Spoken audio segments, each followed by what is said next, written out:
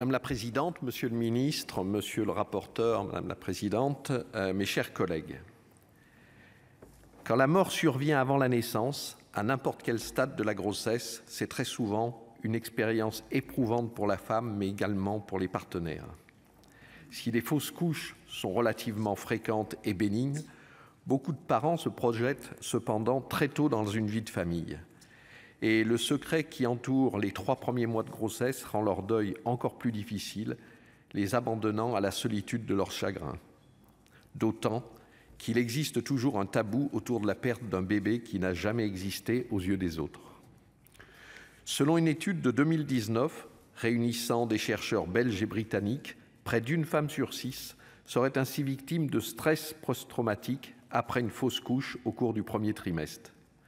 Elles se sentent coupables, ont le sentiment que leur capacité à être mère est remise en question et la plupart éprouvent un sentiment d'échec et de vide. Pour autant, les conséquences d'une interruption spontanée de grossesse sont encore trop souvent minimisées, voire ignorées. Le professeur René Friedman parle même d'un vide juridique et souligne qu'il n'existe actuellement en France aucun protocole, aucun parcours, ni réseau organisé pour répondre à la demande d'écoute, d'explication, d'orientation de ces couples en détresse.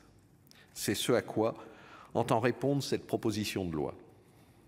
Elle permet de reconnaître la douleur et les besoins spécifiques de ces couples et met en place des mesures concrètes en vue de leur apporter le soutien nécessaire pour traverser cette épreuve et se reconstruire émotionnellement. Les travaux, tant à l'Assemblée nationale qu'au Sénat, ont permis d'enrichir ce texte. Il est ainsi prévu que chaque ARS mette en place un parcours spécifique médical et psychologique pour mieux informer et orienter les patientes comme leurs partenaires, de faciliter leur accès à un suivi psychologique et d'améliorer le suivi médical des femmes qui ont vécu une fausse couche. Le Sénat a introduit une protection contre le licenciement pendant les 10 semaines qui suivent une interruption spontanée de grossesse ayant eu lieu entre la 14e et la 21e semaine d'aménorrhée. Surtout, nous nous félicitons de la suppression du délai de carence. Désormais, les femmes qui font une fausse couche pourront bénéficier d'un arrêt de maladie indemnisé dès le premier jour.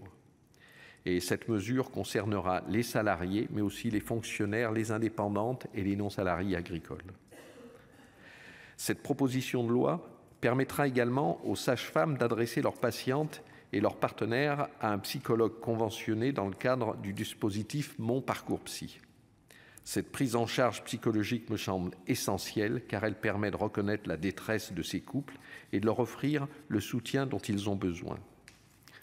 Pour autant, nous pouvons nous interroger sur l'efficience de ce dispositif créé en avril 2022 qui prévoit le remboursement par l'assurance maladie de 8 séances par an d'accompagnement psychologique de 30 minutes chez un psychologue conventionné.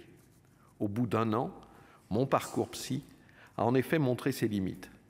93% des psychologues ont refusé de s'inscrire sur la plateforme et seulement 90 000, vous avez dit 130 000 patients, ont bénéficié du dispositif. Dans ces conditions, on peut craindre que les couples confrontés à un tel drame ne puissent finalement pas y accéder.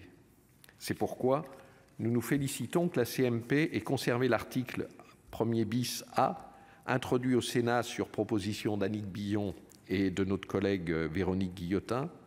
Il s'agit d'étendre le champ d'un rapport sur l'accessibilité de Mon Parcours Psy prévu dès la mise en place du dispositif, afin qu'il étudie spécifiquement l'accès des couples confrontés à une fausse couche aux séances de suivi psychologique prises en charge.